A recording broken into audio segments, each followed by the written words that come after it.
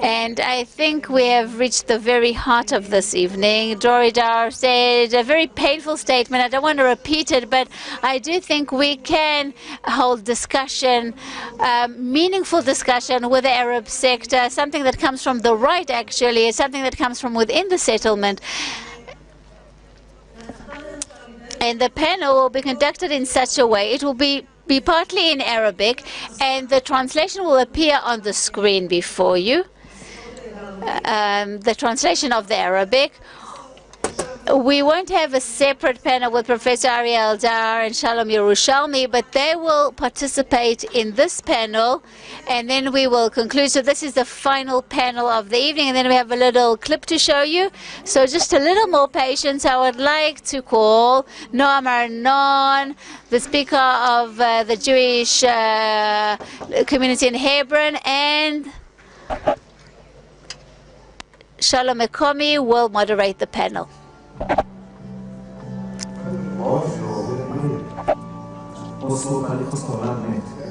The Oslo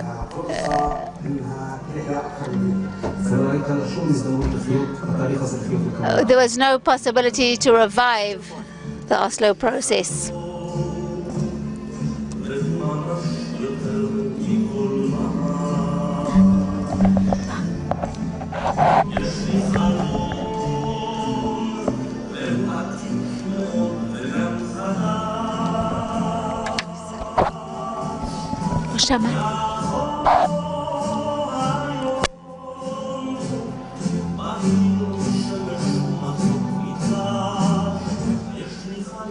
I have a dream.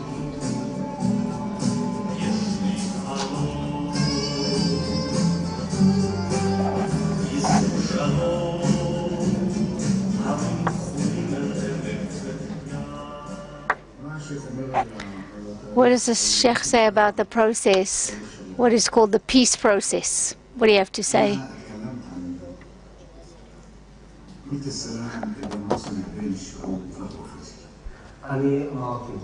I said that the peace, if there were no peace between nations, it will fail.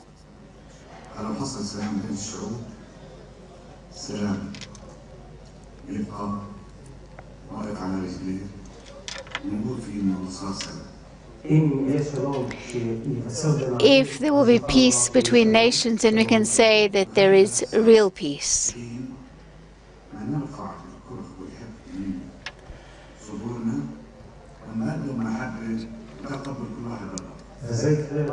And this will happen only when we remove the hatred from our hearts and that vengeance. Then there will be peace.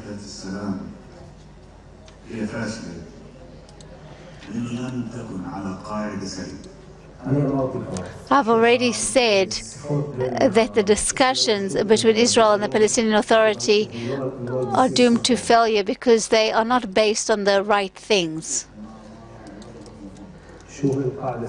What is the right thing?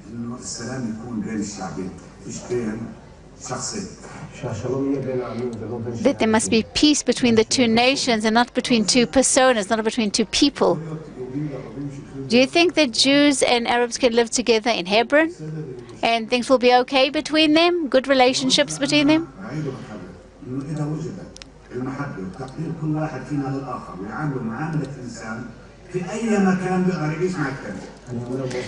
I'm saying this unequivocally, and I will repeat this. If we remove the hatred from our hearts, I think we'll be able to live anywhere together.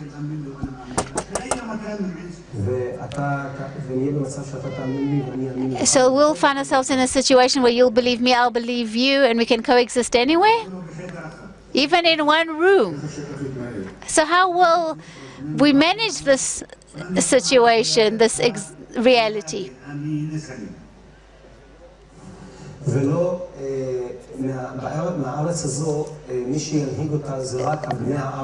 Only the natives of the land can lead the people in this land. And there are many good people, not people from the outside.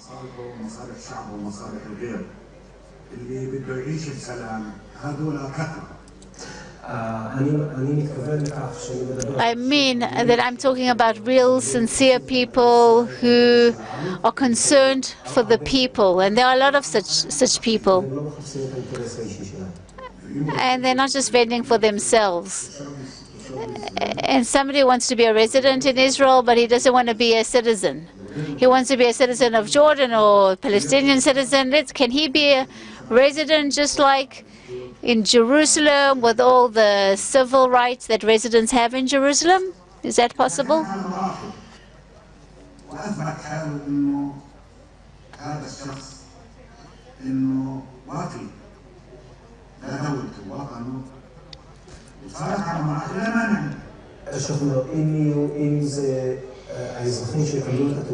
The citizens who get the ID card, just like in East Jerusalem, if they prove themselves gradually that they are loyal to the state, so there is no reason why they should not receive full rights later on.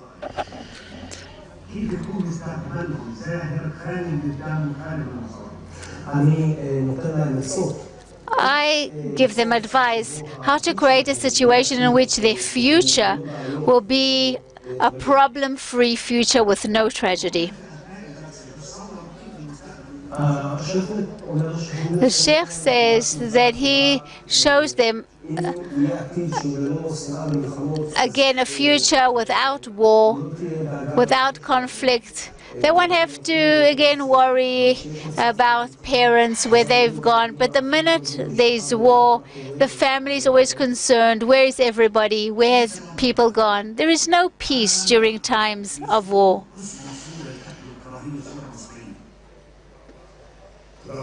Thank you so much.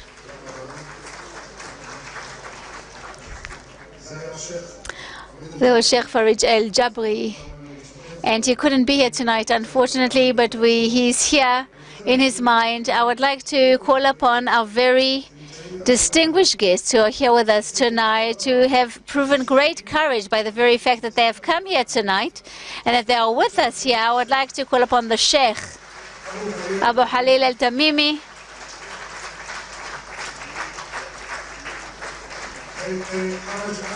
Haj Ashraf Jabri, Ms.Anette Chasachiya, Mr. Jonathan Elkhouri, Ahlan wa Salam, Masa al-Khair, good evening.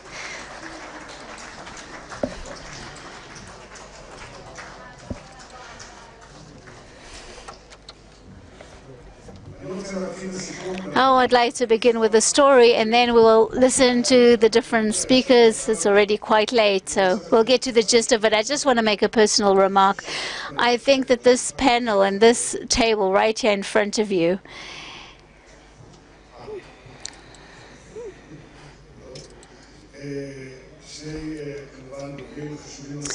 two additional very important speakers, member of Knesset, Aryeh, previously member of Knesset, Professor Aryeh Eldad, and the journalist Shalom Yerushalmi. We all want Shalom Yerushalmi, which also means Jerusalem peace, but also Israeli peace. I think we find ourselves quite strangely that, the average of this panel is so much more clear-cut than the previous one, if I may say. Let me begin with a story. In 1966, when we talked about the Hebron Agreement, I was approached by many delegations of residents from Hebron, the delegation of the traders and the industrialists and the Sheikh delegation, and they begged for one thing. They said, please don't bring upon us that calamity. Please don't bring the Palestinian Authority here. They knew exactly what we were talking about. They knew them. They knew that they are a corrupt and terrorist authority. But the state of Israel did not comply, unfortunately. I think the results are quite clear to everybody. Today, the Palestinian Authority is the most dangerous enemy in the international arena, It promotes enticement and terrorism. But I want to say something further, because Oslo wasn't just neglecting certain parts of our land and security, but it was neglecting and abandoning people in the field. We neglected them, our allies, who suffered by the PLO. 1994, 1996 brought about terrorism, just like neglecting the Southern Lebanon army, and then brought about some terrible results. We got our punishment. That was Intifada of 2001 and 2003, because the left neglect the human rights of the Arabs and simply gave them over to the political authority without the B'Tselem. Remember that awful slogan, that very cynical slogan, which is also not ethical, not human, and a lie. Whoever is concerned for human rights is the right. We are the real ones who really take care of human rights. I'm talking about the rights of the Arabs as well.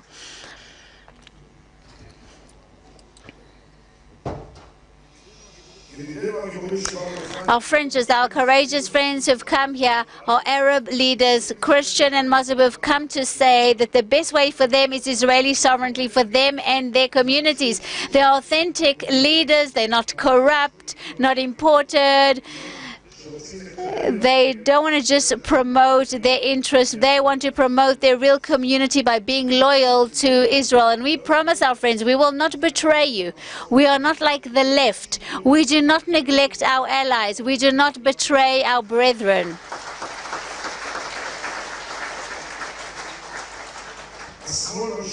The left continues to try and delude us. You cannot divide the small piece of land into two. You can't evacuate 100,000 Israelis or 2 million Arabs. You cannot bring ISIS to the suburbs of Netanya and to the airport. We all understand that the evacuation of Judea and Syria will bring about a lot of refugees from Syria, Jordan, Lebanon, and this will cause havoc.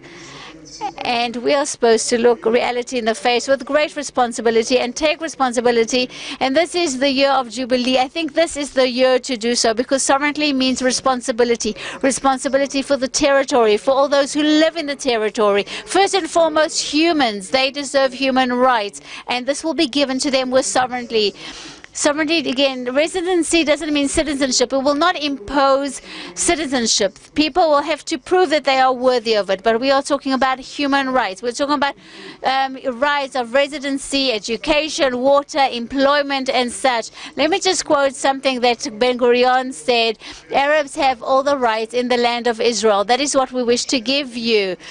And our approach is the only realistic one. I think we were right throughout. The left was wrong and misled. I don't know if they did this intentionally or not. Oslo was a terrible calamity. And today they dare to support the establishment of a Palestinian state, a Judenrein state. This is what they call human rights. This is what they call democratic solution, a just solution. Unfortunately, the state of Israel continues to tread upon the Oslo path. We call upon the government to change direction, to go back to morality, ethics, and sanity. And ladies and gentlemen, I think this is where the future lies. The real peace, real justice, human rights. The land of Israel is one geographic historical unit, and it includes minorities that deserve rights. And of course, they have no right to demolish the state. That is a true security. That is ethics. That is justice. And it will also lead to peace. Thank you so much. These were just words of introduction. And now I would like to call upon...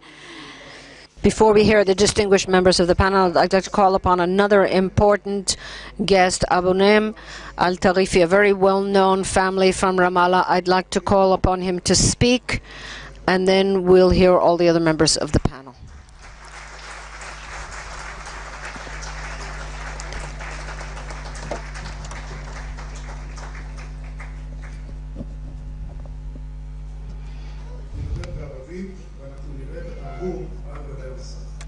He will be speaking in Arabic, and the translation will appear on the screen.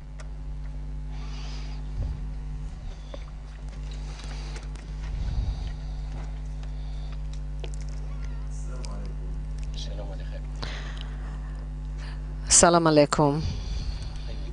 Dear brothers and sisters, we are here to support peace. The Palestinian people wants peace, but it wants justice and equality. I agree with what you agree for yourself. Jewish blood and Palestinian blood are the same color. They're both red, and the same suffering of the babes and the same pain, whether it is a Jew or an Arab or a Palestinian.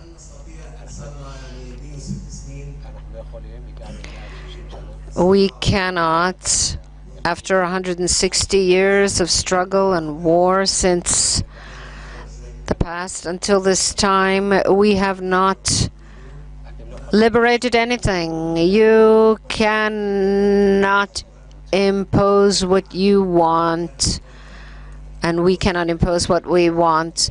There was justice and vision and peace and equality before the agreement. As those who spoke before me said, it must be the people that make peace, not the leaders. If the people want peace, if the people don't want peace, there will never be peace. It is the people that gives the votes. We cannot continue warring forever. You cannot take us out of this land. We will remain in this land. We were born here and created here. Whether you like it or not, we want to live together. And that is what is desired. Our Palestinian leadership wants peace.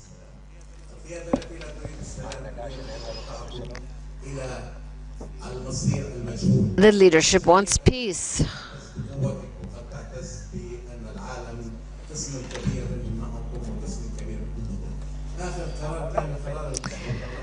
The world is partly for you and partly against you, and that won't bring peace. The settlements won't bring peace.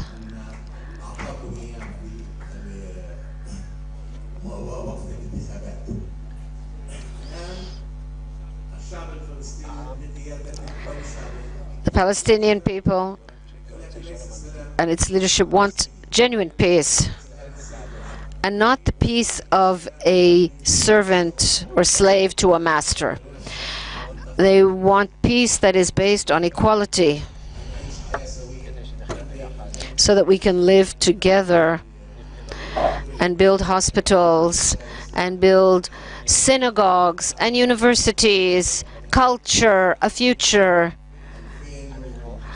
We are now in the year 2017, not in 46. The world agreed to the establishment of a Palestinian state in 1947. The world signed, the people signed checks, and our state will be established.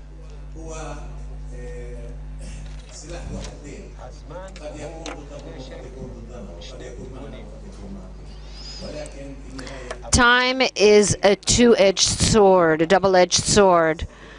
But in the end, we are not going to leave this land, and you will never remove us from this land. And that's why we must begin to apply peace and work for peace.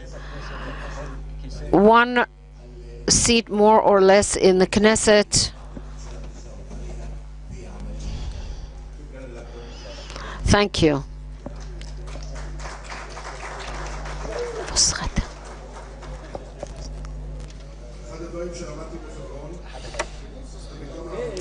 There's a well-known Arabic saying.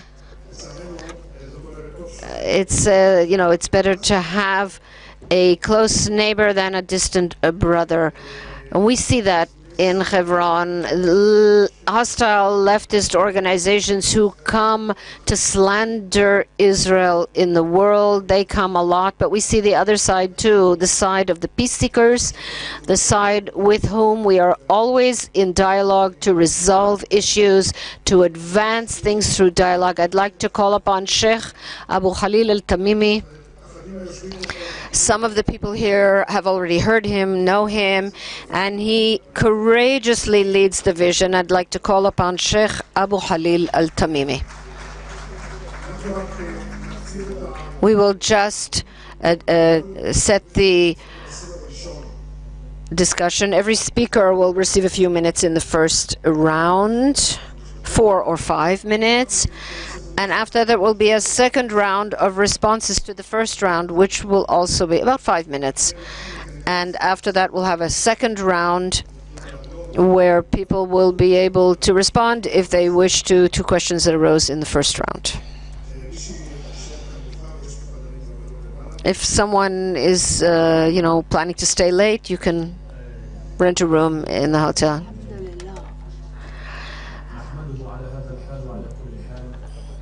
We thank the Almighty.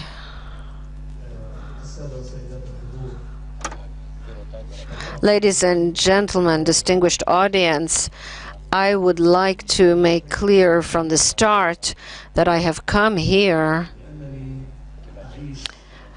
because I live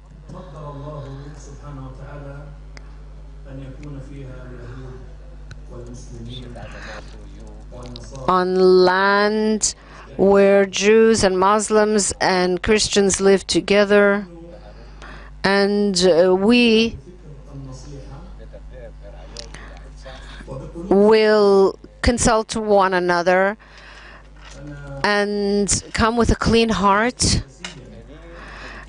I am not a politician, and I have no political agenda. We are trying in every way possible to support the politicians so that they can arrive at a just solution. And we will make every effort to avoid discrimination and reach just solutions that are desirable to all the parties. In the beginning, I would like to clarify the meaning of Islam. Nature as created by God, and Muhammad said that we should relate to the people of the book and treat them well. And I will start my story with a story that will help us to understand. A Jewish woman, her name was Zaita bint al-Haris, and this Jewish woman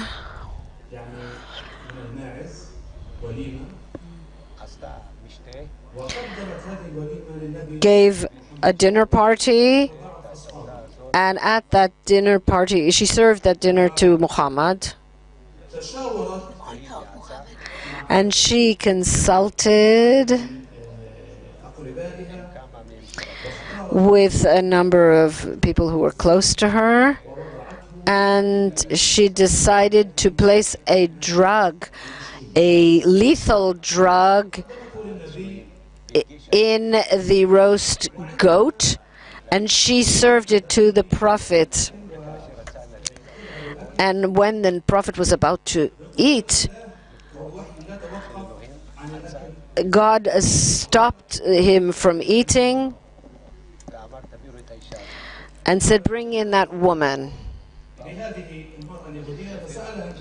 So they brought in the Jewish woman, and he said to her, You put poison in our food.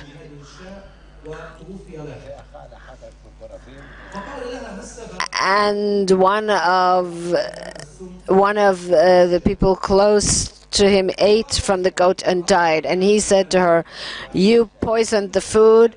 And she said, "I wanted the world to see that if you are a prophet, that God will save you from that, from the poisoned food. And if you were a wise, courageous prophet."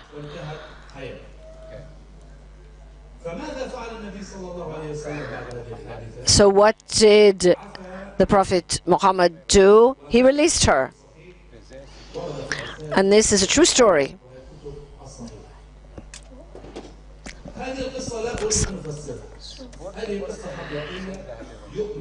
Is this story, all the Muslims believe in this story. Islam, I would like to, Islam seeks to sanctify all the prophets, that they should follow in his path.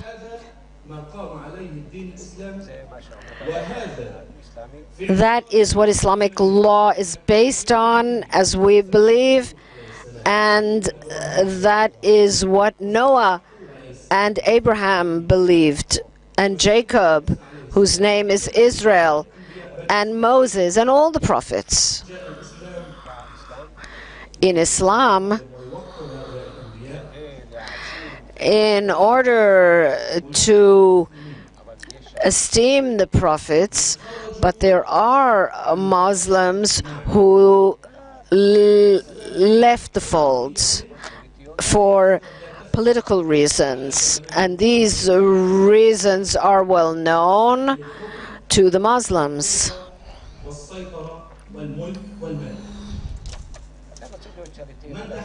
They want to have power and money. Those who follow that path do not represent Islam.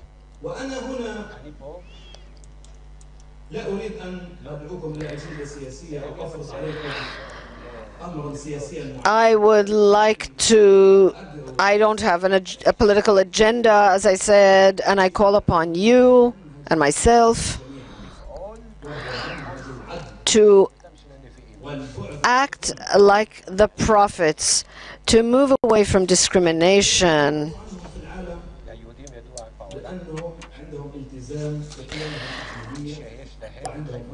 and the Jews know that they have duties in among all the nations, and they appreciate the heritage and culture and path of the prophets.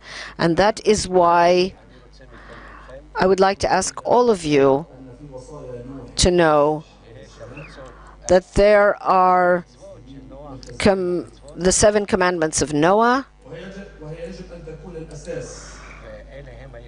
and these are the basic foundations, the key to the solution. Because when the Jewish sages say that those who believe in the 7 Noahide laws, they will be in heaven even if they're not Jewish. And that is why, how can the Jews agree that there will be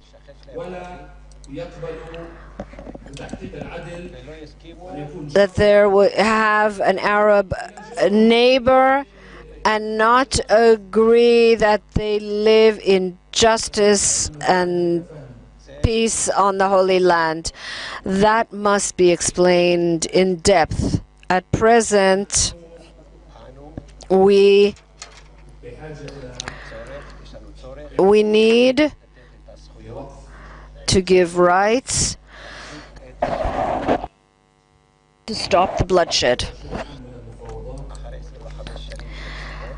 After 25 years of talks, we have found that the Israeli side didn't reach any solution in regard to the two-state solution.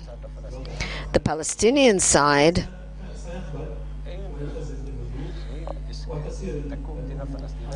if a Palestinian state is established and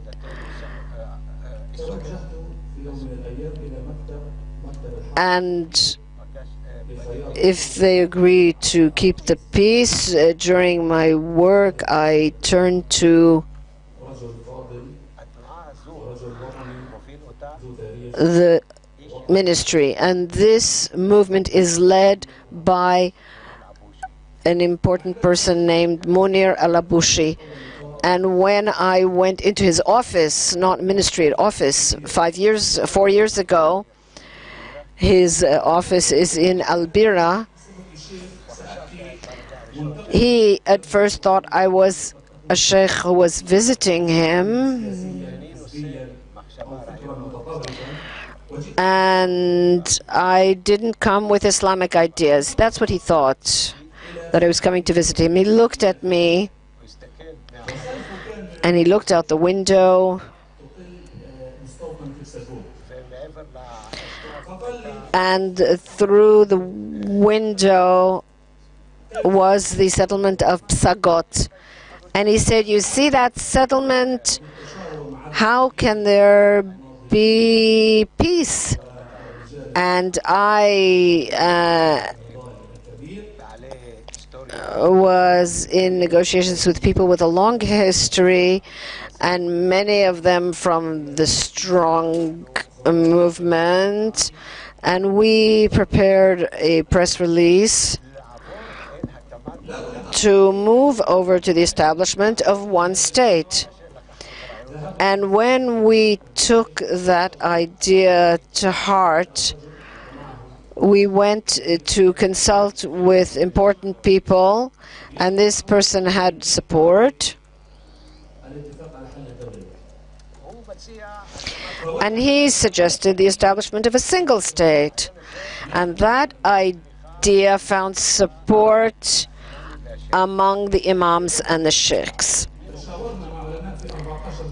from inside and from without. And we consulted with opinion makers in 14 states, and we said, and they said they support the idea. But we want to see how things look from the Israeli side, especially in the rightist camp. We tried the left, and we wanted to hear something serious from the rightist side. And if they would agree to what we said, and then the left would agree too. I am talking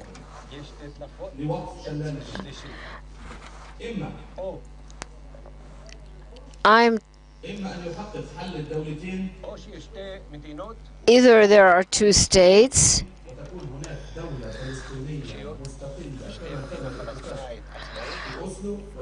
an independent Palestinian state as was agreed in Oslo, which would have an airport and other things, or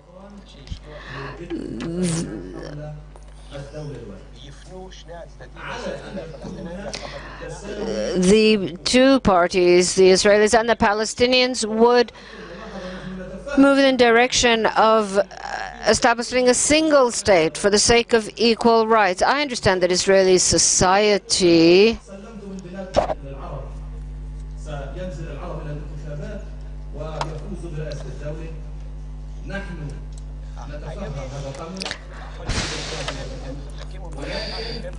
You think that if you establish a single state, you think you're giving the state over to the Palestinians. What we want to view a decision because that decision will change a lot in reality.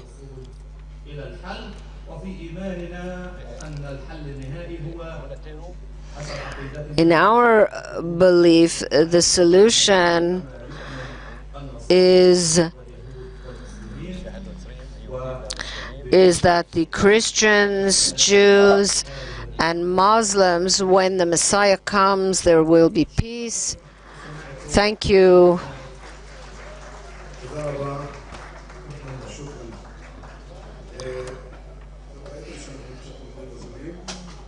You can see we're not on schedule, but I think some very important things were said. And I would like to ask the next speakers to please stick to the schedule. Don't go over time. And this is my neighbor from Hebron. We often meet each other, and we talk Ashraf al-Jabri. From a very well-known family, we saw the Sheikh. I would like to call upon Ashraf Jabri to say a few things. And Fadlak, please, sir, just stick to the time. Blessed be the Lord, and peace to all of you.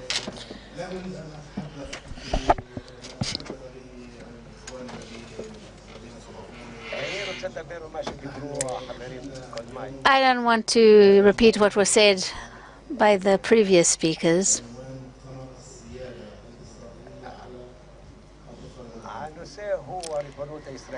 We are talking about Israeli sovereignty in Judea and Samaria in the West Bank.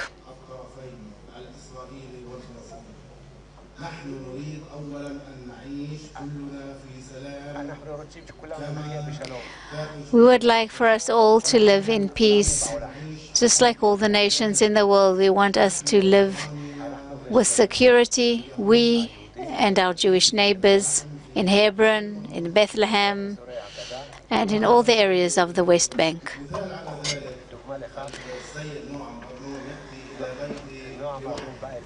I'll give you an example. Noam Arnon walked to my house. He walked on foot. Nobody tried to harm him. On the contrary, they escorted him, they walked with him.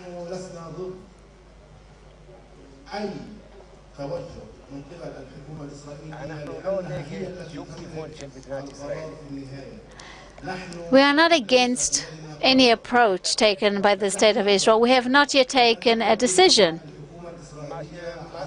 And we agree, whatever the State of Israel wishes, we agree if they wish to annex the West Bank. We agree. As to the elections for the Knesset, we are in no hurry. We will begin like the residents of East Jerusalem,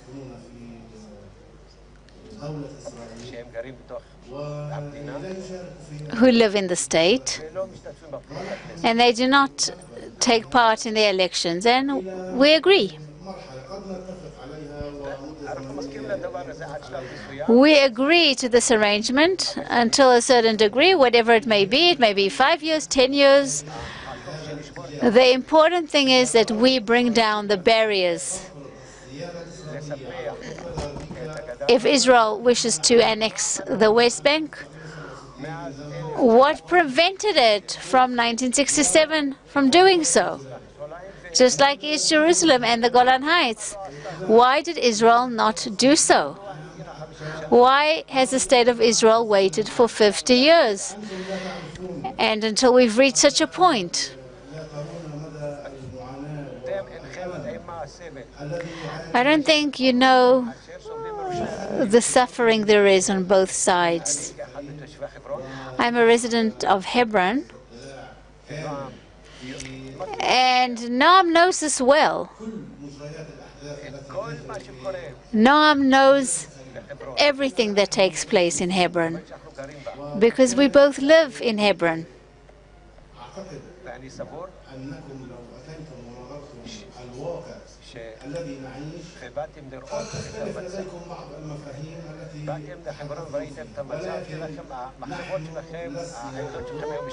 If you were to come to Hebron, I think your approach would change. We are not against the annexation of the West Bank, because the State of Israel has the ability to annex Nobody can prevent the State of Israel from annexing the West Bank. And secondly, I believe that we need a strong Prime Minister like Prime Minister Begin, and I call out to Netanyahu to be strong, just as Begin was.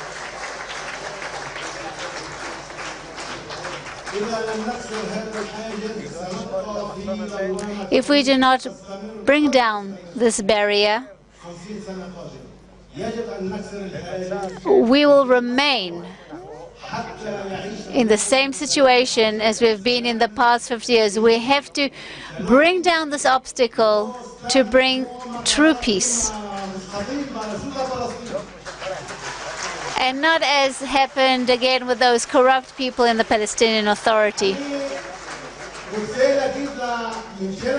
I would like to say to the Prime Minister and to the State of Israel, it's important that he really thinks of those 20 years that have passed. Where did the money go? Where is all that money that was given to the Palestinian Authority? Where is all that money? All those dollars that came from Europe, from America, and from the State of Israel. Every month they pay the Palestinian Authority. Maybe around, how much? $300 million.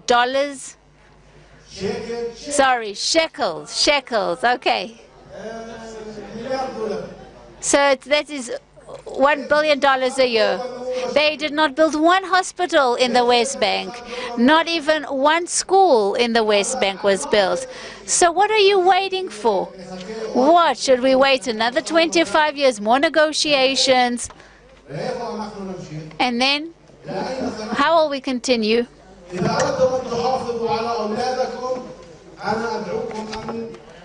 I call to you to call out to your Prime Minister, call out to Prime Minister Netanyahu that he be strong so that we will be able to bring down all the barriers, because if we are fearful we will be able to do nothing.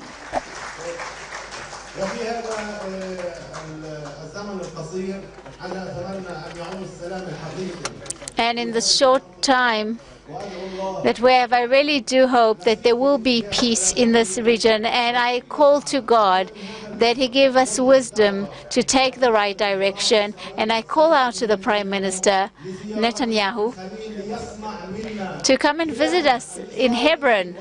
Let him hear from us, the Palestinians and the Israelis who live there, and let him see for himself what we want. He is the Prime Minister of the State of Israel. He's accepted by the people, and we are under the responsibility of the State of Israel. And that is why he has to visit Hebron, and let him hear from both sides, both the Palestinian and the Jewish side. And then let a decision be taken.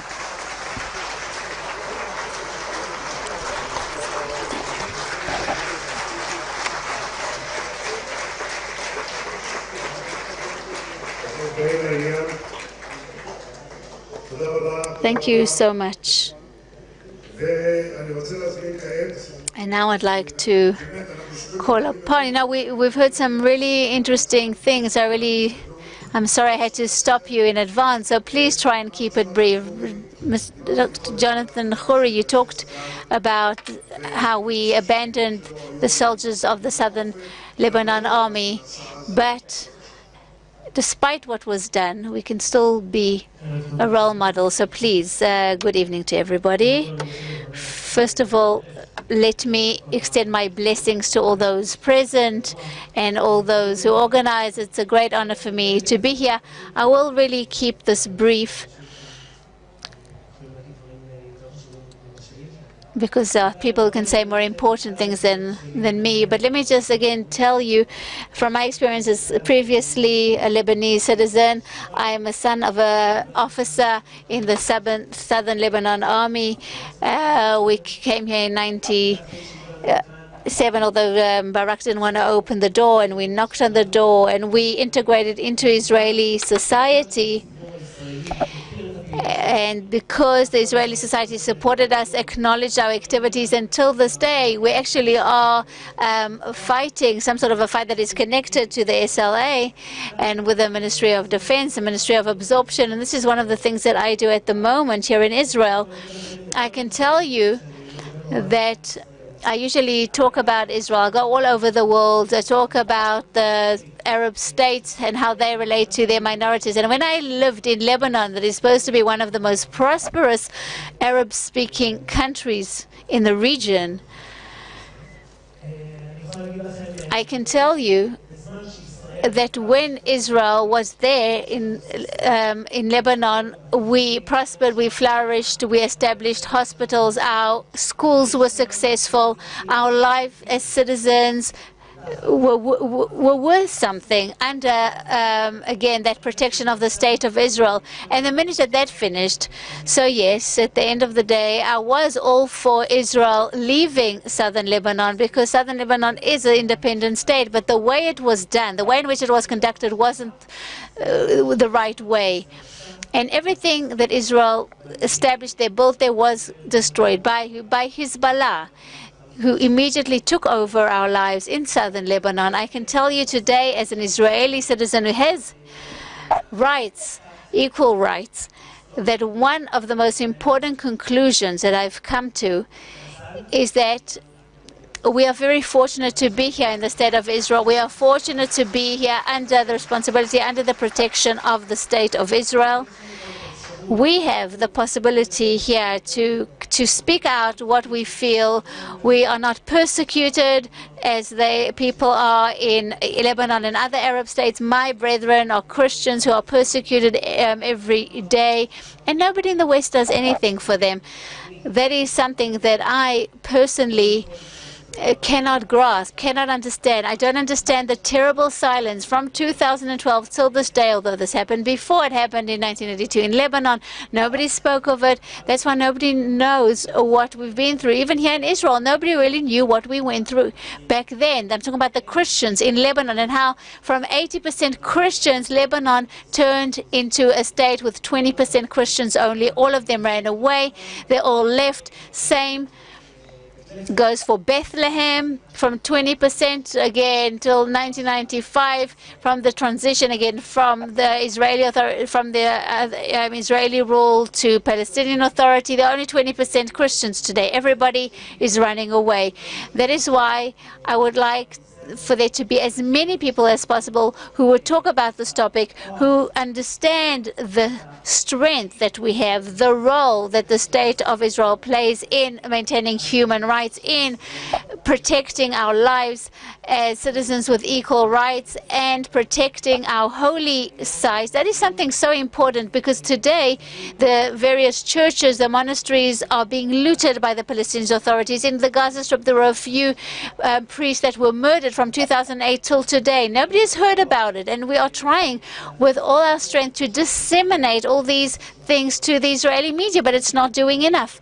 I could tell you quite, definitely that a month and a half ago, one of the monasteries in the Palestinian Authority was looted. The priests and the monks were beaten, their possessions were taken, the monastery was set alight, and there was nothing about it in the press. I could tell you the name of it later. Nobody mentioned this, although we talked about it, we keep talking about it. This is what is most important for me to highlight. And at the end of the day, it's all about terminology, because the minute the world relates to the West Bank as the West Bank and not Judea and Samaria, then the lie will continue. Again, there are clear names of places and locations, and my New Testament and the Bible, which is part of the New Testament, say the same thing. There's no reason that I should come today and change or rewrite what was given to me, what was part of my history. And the Arab leadership for 70 years now is taking the same direction. It is with bloodshed, ongoing incitement. It's time it changed direction. This is the time. We cannot continue with this bloodshed. This is the time to do the right deed. I think it's very important to listen to these different perspectives. I think everybody understands that only Israeli sovereignty will maintain human rights, everybody's human rights. I think we heard this unequivocally coming from our speakers. I would like to call upon Ms.Anette Chasachiya. This is a very interesting story. I can't just summarize it in a few words, but she's a courageous woman. She educates about Zionism. Her children are in the army. And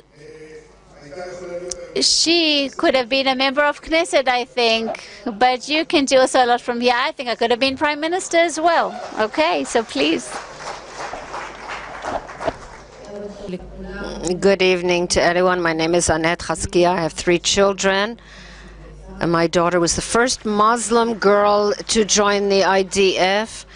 And my sons also, but I don't like to keep things inside, so let me close accounts with Judith and Nadia and the moderator. They didn't mention my name. They received the dignitaries and made them coffee until one of the settlers went to make me coffee. And then, once again, I'm an Israeli. I'm not a Palestinian. I sat with my fellow Israelis.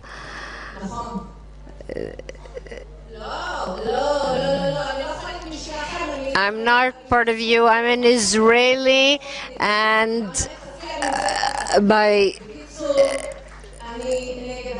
I am against the establishment of a Palestinian state.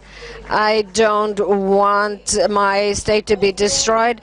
I cannot forget the terror attacks of Oslo, and that I was accused of being a terrorist because I'm an Arab, and I had to pay for the terror attacks that other people carried about. And nobody cares about me, the right or the left.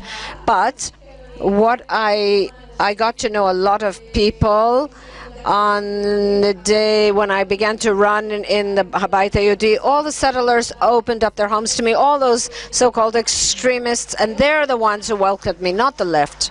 Today I am proud.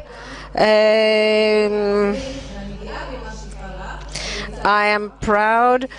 I am to be an Israeli in every way. You didn't even know that I existed. I was among you, but I looked like you, so you didn't know. In other words, not to respect the other and to accept a person, a human being, because I was there, and I've been there since 6 o'clock, and I heard everyone, even those who spoke badly about the Arabs and those who say they want to live together. And I am the mother of 2 children who converted to Judaism, and I spoke out against the Arab Knesset members and against the blacklist, and I am the one who said I am an Israeli, not a Palestinian, and I am proud of this country and what we have here, and I would never endanger my country for any Arab or any Oslo agreement. Thank you.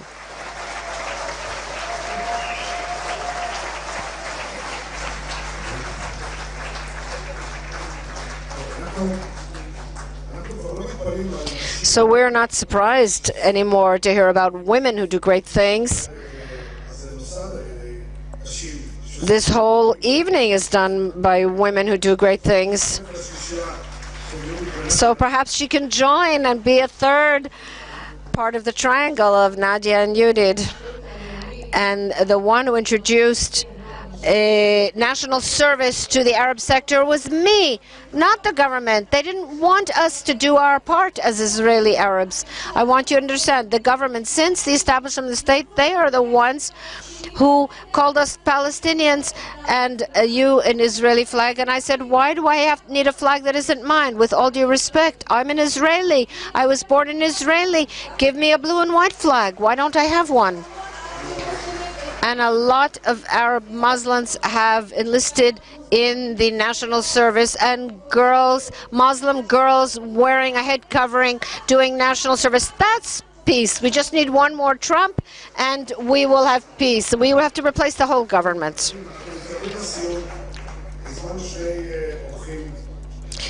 We're moving close to the conclusion, and we have 2 final guests to sum up. They're Jewish, to sum up this meeting. Our good friend Shalom Yerushalmi, who I was privileged to take on an interesting tour of Hebron His son also served in Hebron, and we hear about him, about the Jerusalem peace as he sees it. Good evening to everyone. You've been here for 6 hours, and I see that you are really very pleased with yourselves, and you've already declared sovereignty, and by morning at this rate we'll have Israeli sovereignty over the whole Middle East at this rate. And but I have not changed my opinion, and I don't think you're going to like what I have to say. But although I think that I am here not only as a negligible minority, but in this room, in Jerusalem, my good friend, in Jerusalem, in 20 months there will be elections. And I can tell you a simple thing. If the Palestinians want to, they can take the mayorship of the city very easily. There are 840,000 people living in Jerusalem, 500 and something Jews, 300 and something Arabs, based on the Central Bureau of Statistics. We're talking about 60% to 40%. And you don't have a candidate who wouldn't want to run with 40% behind him, because then he has a definite win. And a Palestinian that runs for mayor of Jerusalem, and if I were a smart Palestinian, then I wouldn't run a Palestinian, I would run a woman Palestinian, and she would break the bank. And we would have a situation where the mayor of Jerusalem, the capital of the state of Israel, the capital of the Jewish people, the Zionist capital, is a Palestinian man or a woman who is not a citizen of the state of Israel, not a citizen. This is not far off. We have 20 months from now. You can do the math and take this matter, and I'd like to say something else about Jerusalem. Jerusalem was a city with an overwhelming Jewish majority. In 1967, 95% of Jerusalem was Jewish. Today, united Jerusalem, that you united, that we united, and we have a binational city. It is a violent city, a poor city, a city that discriminates between its residents, a city that does not have international recognition, and it is losing recognition because even Trump is not willing to move the embassy to Jerusalem. And that is Jerusalem at this point. And beyond that, I would say that this unification of Jerusalem forced on the city a reality in which 50% of the people live under the poverty line. 80% of the Palestinian population in the eastern city live below the poverty line. Jerusalem is on the one of the lowest socioeconomic positions in the country. And take this situation and you will see what it comes from. It comes from the socioeconomic situation in the eastern part of the city and the socioeconomic situation in the western part of the city, the large proportion of ultra-Orthodox people among the Jewish population of the city. 10% of the budget only goes to the eastern part of the city. In other words, what we have here is a city that is in fact seemingly united, but in fact is deteriorating and being taken over by the people that we occupied. They're starting to occupy it, take it over. Imagine a single state, Jewish sovereignty, go home, and there's no there's no freedom of movement. Imagine Jerusalem with 800,000 people, multiplied by 10, and you will get the proportions of the binational state that you're talking about. That will tell you what the sovereign state that you are aspiring for. It's the same proportions. You'd say among 800,000, there are 800,000 people in Jerusalem. There are 8 million people in Israel. You want to annex another 2 million from the West Bank and another 2 million or more than 2 million in Israel itself. So you get more than 40% Arabs that you want to apply your sovereignty. I heard you already draw. Okay, you know what? You want to have a survey here who wants to go back to Gaza? I will tell you that most of the people in this room have not yet given up the dream of going back to Gaza. So if you say take off Gaza from that equation and you're happy, why don't you remove the West Bank also? So you're so happy to get to evacuate 21 settlements and rid yourself of Gaza, and you say thank God. You yourself say it. Okay. Let's put Gaza aside.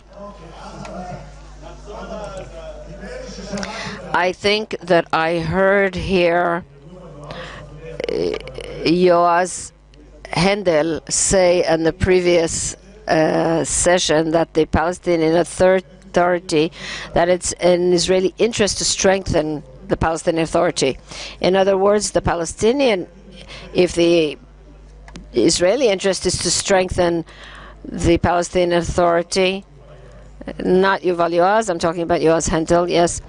So if the Israeli interest is to strengthen the Palestinian Authority, so the Palestinian Authority, the Palestinian interest must be to dismantle the Palestinian Authority. And Abu Mazen says, I am willing to put down the keys. If you don't give me a Palestinian state, I'll give you the keys myself. So now I would like to say the following. What is the meaning? The meaning of this is that we are going back to imposing a military government in the area that we are going to annex. In other words, we won't give them citizenship at the first stage unless we want to completely commit suicide. We will impose a military government like in the early years of the state, and that brings us back to Jenin and Kalkilia and Hebron. Can anyone even imagine, and the refugee camps there, can anyone even imagine what that would cost us? How much it would cost us to reimpose control over 2 million hostile Palestinians? These are not these are Palestinians after 50 years of occupation. They won't be your friends. No way. Okay, 50 years of liberation, if you like. The welfare system. The welfare system. What is wrong in what I'm saying? What doesn't make sense? The welfare system pays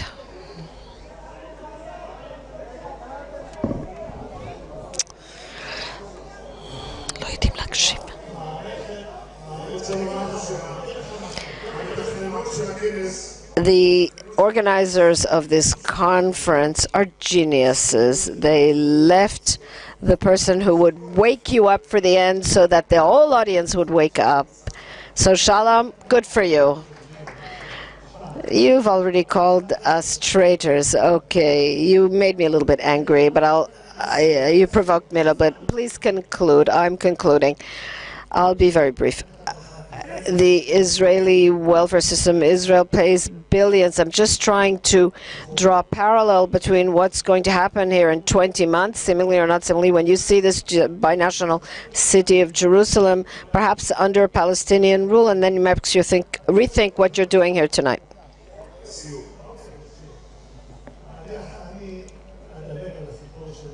I'll skip over the whole story. I won't even get into the matter of the welfare that we'll have to pay. The sovereignty that you're talking about means a constant civil war between Israel and the Palestinians in this state, and a discriminatory regime, at least at the first stages, as I talked about. Okay. And it will cause a complete economic collapse of the whole state and complete chaos, like in Syria. Chaos like in Syria. Thank you, Shalom. First of all, I have to say you've got guts for coming. All the people on the right, we are already accustomed to be a right-wing fig leaf among leftist formists and all kinds of, theaters and so on. And so good for you that you had the guts to come here. So I didn't ask you what your solution is, but I'd like to call upon former Knesset member Professor Aryeh Eldad, who will respond and sum up this very interesting evening.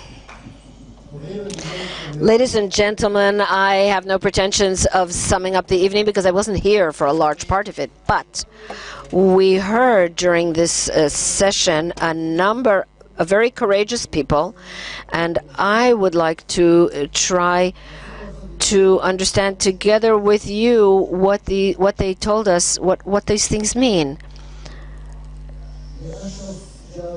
Ashraf Jabri, I can say to you what the Chaver said to the king of Kuzar. When Jabri asks us, where have you been for 50 years? Where were you when I have to hear that from him? Where have you been for 50 years? I say to him, you have exposed my disgrace, because if Menachem Begin and Yitzhak Shamir, two ideological leaders of the right, I'm not talking about pragmatists, the pragmatists that followed them, if they didn't apply sovereignty, then this is our shame and disgrace. And not only did we not apply sovereignty, we didn't even demand sovereignty in any international forum, in the UN or in the Quartet or in the European Parliament or the White House. The State of Israel didn't say that we demand sovereignty over the land of Israel. It's time to at least say those words, if not to actually do it. And so it's very important what we heard here from Sheikh Jabri.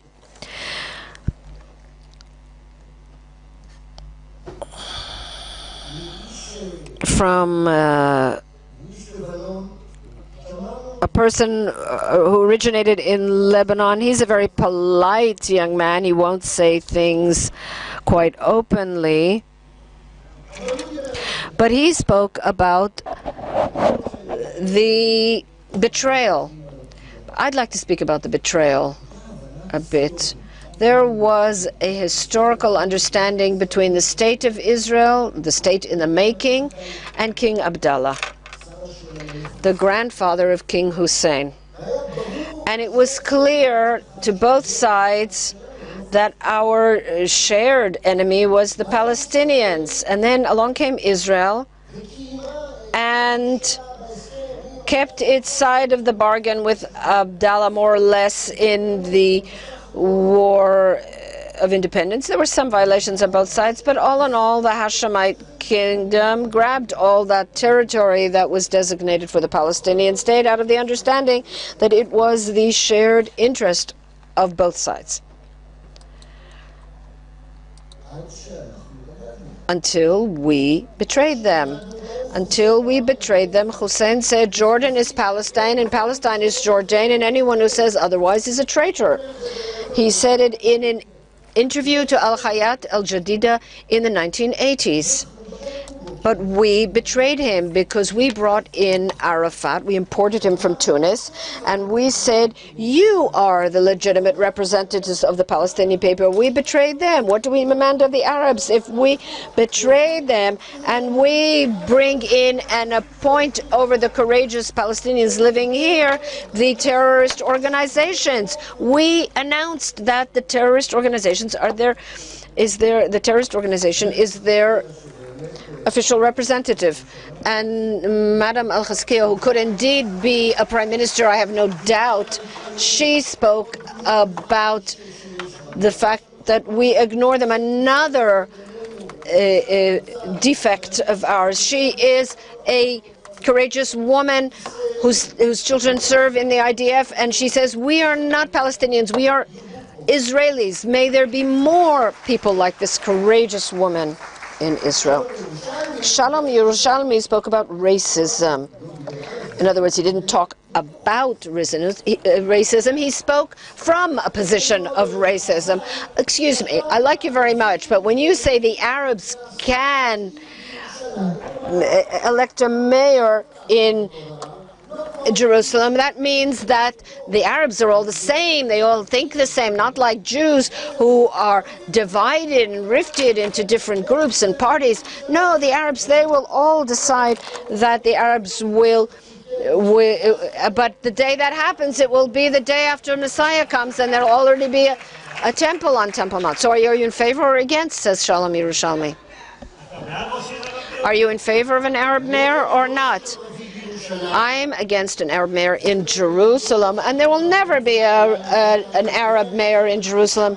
And you know that the manipulation that the Arab does when they can't argue territories for peace, and they start trying to frighten us with territory for demographics. We're not afraid of demographics anymore.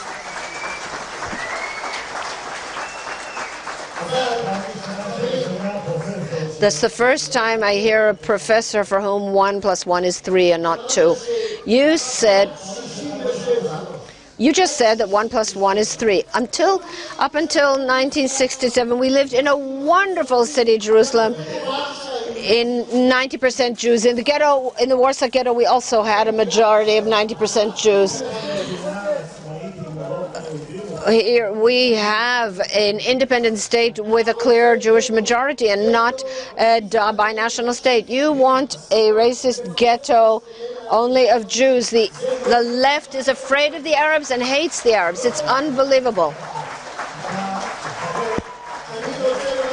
It's not true.